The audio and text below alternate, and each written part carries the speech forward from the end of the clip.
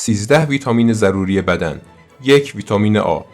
کاربرد: حفظ سلامت چشم‌ها و بهبود بینایی به خصوص در نور کم. تقویت سیستم ایمنی بدن و حفاظت از سلامت پوست و سلول‌های مخاطی. منابع: هویج، کدو تنبل، اسفناج، جگر و تخم مرغ. 2 ویتامین B1.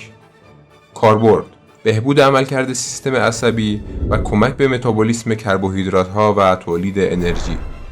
منابع: نان‌های سبوسدار، گوشت و حبوبات. 3 ویتامین B2. کاربرد: تولید انرژی از غذا و حفظ سلامت پوست و چشم. منابع: لبنیات، تخم مرغ، گوشت و سبزیجات برگدار. 4 ویتامین B3.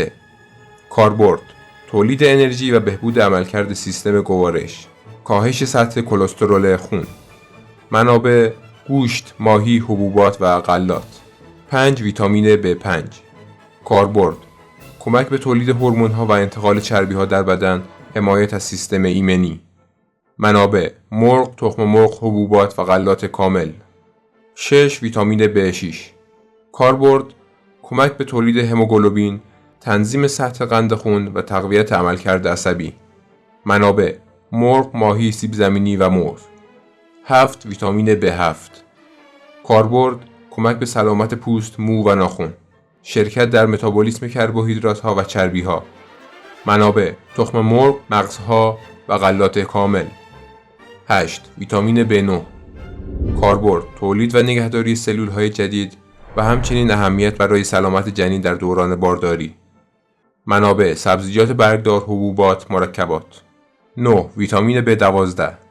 کاربرد: حفظ سلامت سیستم عصبی، تولید DNA و تشکیل سلول‌های خونی. منابع: گوشت، ماهی، لبنیات. 10 ویتامین C. کاربرد: تقویت سیستم ایمنی، تولید کلاژن و حفظ سلامت پوست و بافت‌های همبند، افزایش جذب آهن.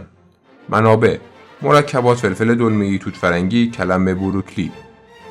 11 ویتامین D.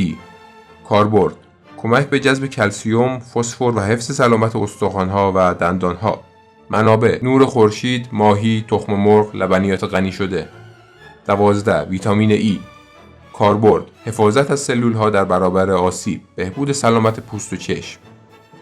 منابع: روغن‌های گیاهی، آجیل‌ها، دانه‌ها و اسفناج. 13 ویتامین K. کاربرد: کمک به لخته شدن خون و حفظ سلامت استخوان‌ها. منابع: سبزیجات برگدار، بروکلی، روغن‌های گیاهی.